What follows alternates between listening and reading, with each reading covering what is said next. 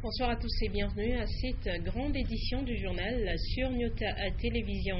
À la une, nous parlerons de ce mécontentement de voyageurs de la Société nationale de chemin des fers qui doivent se rendre au Kasaï, qui ont reçu leur titre des voyages depuis près d'un mois. Une situation qui serait due à un déraillement sur les tronçons Ngouba-Fungurume.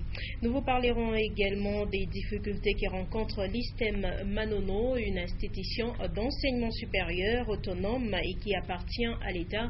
C'est notamment les manques du budget pour son fonctionnement, moins encore les auditoires. Une fois de plus, bonsoir et bienvenue à cette édition du journal interprétée pour vous en langage des signes par Pierre Bondo.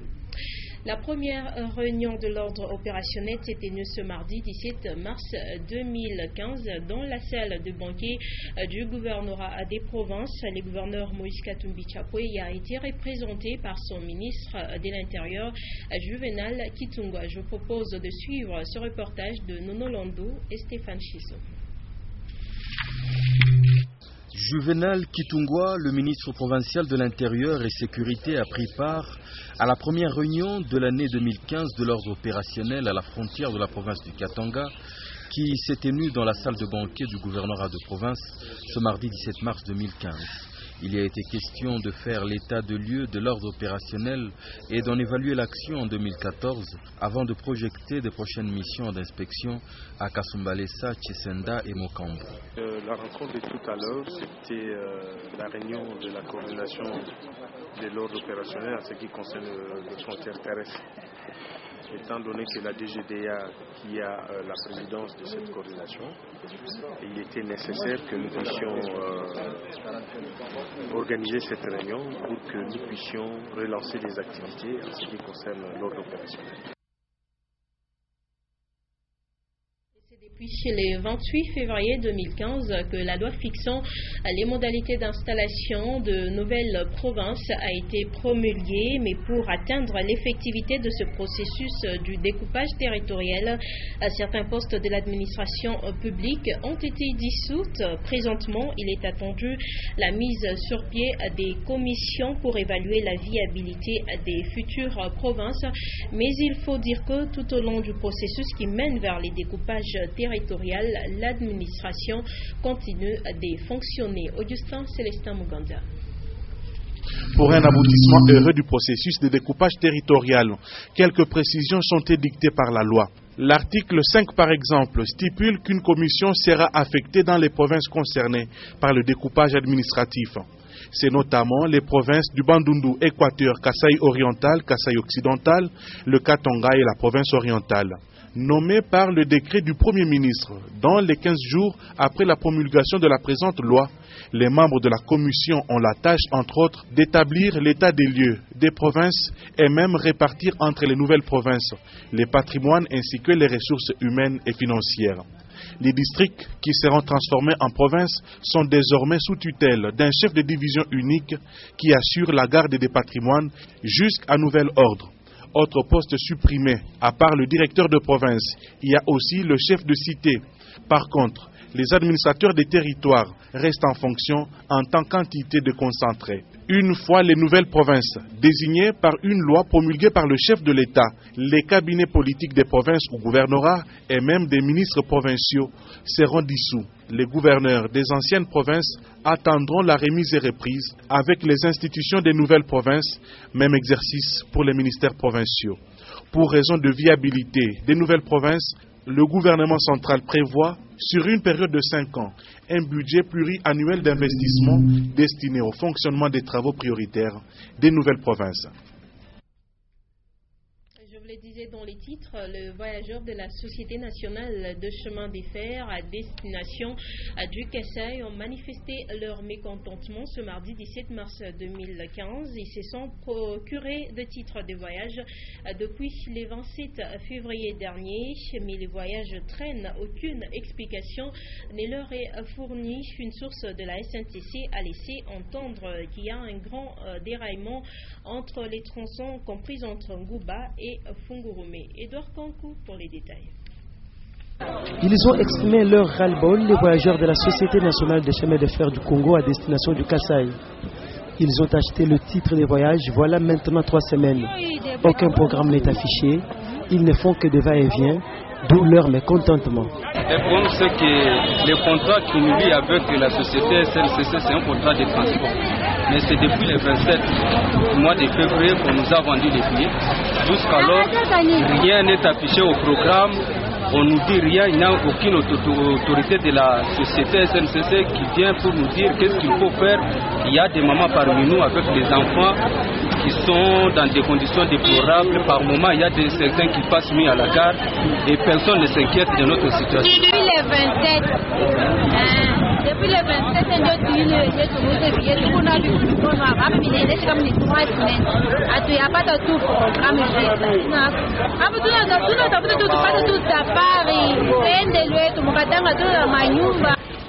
Du côté de la SNCC, une source renseigne que cette situation est due au déraillement sur le tronçon Gouba-Fungourmé. La précarité des moyens techniques et financiers a ralenti les travaux. Et puis, les vendeuses du marché aux alentours du bureau de la commune des Kenyans ont reçu chacune 3 sachets à immondices. La mairie de Lubumbashi a disponibilisé les lots importants des sachets pour permettre aux ménagères d'entreposer les ordures par triage. Maurice Mazel. Le service de l'environnement de la commune de Kenya procède à la distribution de 3 sachets à immondices par ménage. Les agents de l'environnement et quelques bénévoles se chargent de classer les sachets par tas. Le superviseur Jean-Baptiste Boukassa indique que la créativité du bourgmestre de Kenya, Madame Jenna Malobangoy, a mis au point l'expérience qui consiste à trier les ordures afin de les séparer des plastiques et du métal. Oui, nous avons commencé par la sensibilisation. Ça, c'est la phase maintenant d'exécution. Nous avons fait à peu près 2 semaines de sensibilisation auprès de la population. D'ailleurs, quand ils vont le faire, ils sont en train de proposer 3 sachets au ménage et dans lequel ils vont mettre les feuillages, les plastiques et le fer. Mais j'avais demandé qu'on élimine un sachet parce que le fer ne peut pas aller dans le sachet. C'est un projet que madame avait initié dans la commune de Kenya, qu'elle avait appelé Kenya Asini. Mais la commune appuie non seulement de la mairie avec l'évacuation des immondices. Les vendeuses du marché à proximité de l'office du bourgmestre de la commune de Kenya sont les premières à recevoir chacune 3 sachets à ramener à domicile. Le superviseur de l'environnement recourt souvent au camion de la mairie de Lubumbashi pour dégager le bac à poubelles rempli d'ordures et immondices que les vendeuses entassent au silo de transit. Et puis, l'ISTEM Manono est depuis maintenant quelques années une institution autonome, mais depuis son autonomisation, cette institution d'enseignement supérieur appartenant à l'État connaît d'énormes difficultés. Les tout se déroulent dans un bâtiment à 3 auditoires où sont installés également les bureaux administratifs. Pas de budget conséquent pour les fonctionnements et le personnel n'est pas mécanisé. Léon Maglor Mongamtoali. Voici déjà quelques années que l'ISTEM Manono est devenue une institution autonome. Ces 3 auditoires sous-équipés ont été érigés après les cotisations des étudiants. Les membres du comité de gestion sont sans bureau administratif et ont placé leur table dans l'un des 3 auditoires pour gérer leur institution. Le tout se déroule à la guerre comme à la guerre. Les auditoires sont presque sans bancs et le nombre des étudiants très réduit. L'ISTEM Manono a beaucoup de difficultés. Nous avons un seul bâtiment ici avec 4 auditoires. Nous manquons d'une bibliothèque équipée. Nous étions déguerpis. La maison qu'on occupait comme bureau, nous étions déguerpis.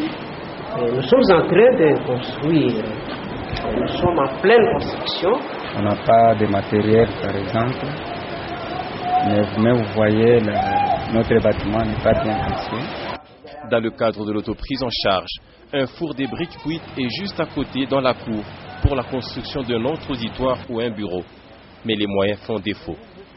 Et bien qu'étant déjà autonome, l'ISTEM Manono est une institution très peu viable qui nécessite un appui de l'État, chose qui pourra peut-être se matérialiser avec le tout prochain découpage qui va rapprocher les gouvernants des gouvernés. Et parlons maintenant de nous-mêmes. Sachez que la MONUSCO a organisé ce mardi 17 mars un échange avec les femmes des médias. L'objectif était de réveiller la conscience de la femme journaliste et la pousser à la compétence, à être compétente. Les mandats de la MONUSCO, ses priorités et sa mission ont également été présentés au cours de cette rencontre qui s'inscrit dans le cadre du mois dédié à la femme. Un reportage de Diane Kassongo-Nyota et Richard Chimba. C'est autour de la compétitivité de la femme des médias pour accéder à un poste de responsabilité et de son comportement et attitude en milieu professionnel que les femmes journalistes de Lubumbashi ont été entretenues. Les orateurs Rose Lucano Chakwiza et Henri Tarsis Kassongo Mwima ont édifié ces professionnels des médias pour leur émergence dans le domaine. Depuis les temps, la femme a quand même apporté sa pierre, s'est fait un nom dans cette profession. Il y avait celles qui se sont distinguées dans des métiers, dans des rubriques qui étaient jadis réservées aux hommes. La division information publique de la MONUSCO qui a organisé la rencontre compte outiller les journalistes en général et les femmes en particulier à devenir compétitives dans l'exercice de leurs fonctions. Nous avons abordé plusieurs problématiques. La première d'ailleurs c'était pour familiariser les femmes avec le mandat de la MONUSCO, qu'elles sachent ce que nous faisons en tant qu'émission de façon quotidienne. Nous avons parlé des défis auxquels font face les femmes pour accéder au poste de responsabilité dans les médias. Pour les journalistes, cet échange est un grand apport pour leur connaissance, d'autant plus qu'il leur a permis d'être fixés sur les sections de la MONUSCO et quelques agences du système des Nations Unies, une présentation faite par les responsables de chaque section. Et puis, de nombreuses œuvres d'art sont vendues au centre-ville de Lubumbashi, souvent des statuettes, des tableaux et autres. Ces œuvres sont achetées par les expatriés, alors que les Congolais s'en méfient et pensent que certaines d'entre elles sont maléfiques. Suivez. Faites à base de malachite, de bois ou d'autres matières, les œuvres d'art sont exposées au niveau du centre-ville pour attirer les clients. L'on peut acheter des masques de différentes tribus, des tableaux, des statuettes et autres. Les acheteurs sont plus souvent les expatriés à la recherche d'un souvenir pour décorer leur maison. Les Congolais, eux, sont méfiants et superstitieux. Et pourtant, les œuvres d'art véhiculent tout un message. C'est une histoire des anciens millénaires. Dans le tas, là, on explique, il y a le Bancambo là-bas. On est en train d'expliquer. Vous voyez, il y avait ça, il y avait ça. Il n'y a pas d'esprit là-dedans. C'est simplement une histoire ancienne. Comme on était avant, comme les aïeux, on est en train d'expliquer comment on fait des choses en bois dans l'Afrique. Porteuse de notre histoire, c'est vrai, les œuvres d'art véhiculent des thèmes de la vie quotidienne, comme le mariage, la fécondité, la pêche, la chasse, le pouvoir et même la paix. Et puis notre rubrique qui nous accompagne tout au long de ce mois dédié à la femme, Femme sous les projecteurs. Linda Lucalo s'entretient avec Bibi Kanam. Elle est actrice au sein de la troupe Safari Label des Tontons Bellard Mwalimu Speaker, un groupe produit par Nyota Radio. Suivez.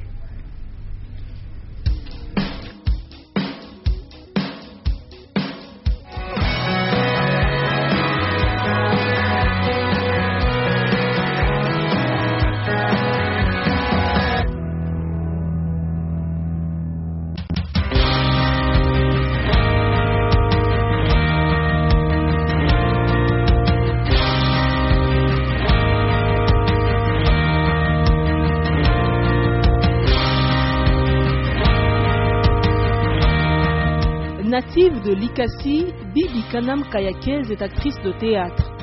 Communément connue sous le nom de Bois Noir, c'est au sein du groupe Safari Label de Tonton Bellard Ndala qu'elle exerce ses talents, et ce, depuis 4 ans.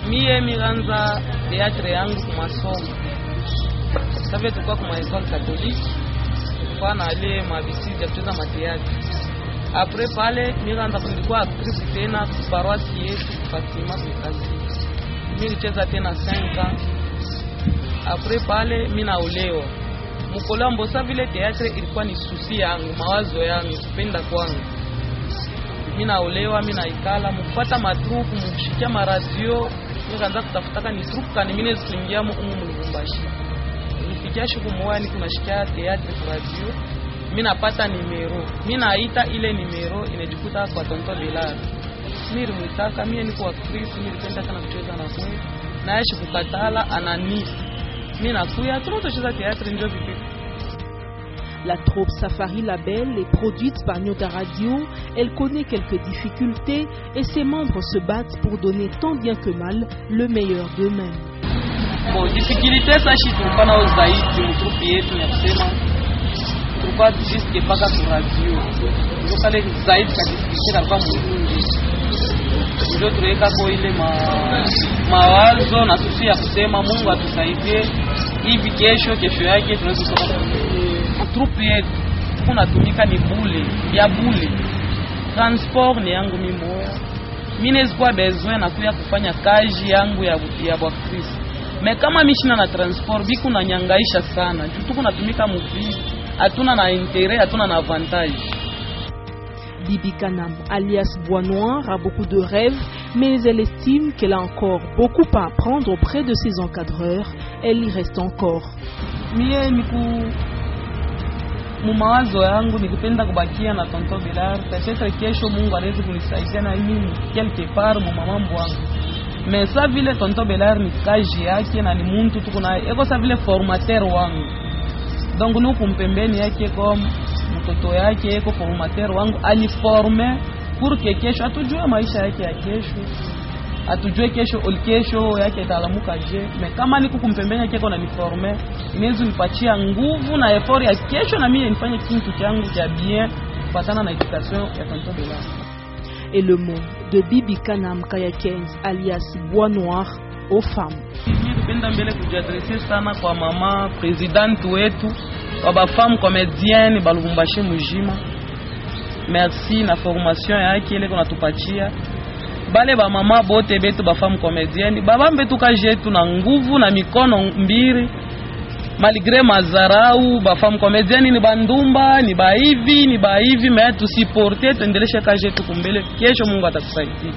Kuba auditeur na ba auditrice kukubale banakalaka beko na tuzarau ba femme comédienne mingi banasemaka tuku bandumba. Mais aikalake idée tushi tunakuya mu actrice ni juu mubushie tunaya tuku ba éducatrice ya ba femme na ba papa bengine bale banatupata. Donc tu ba éducatrice kazi yetu ni ya kuedike muntu.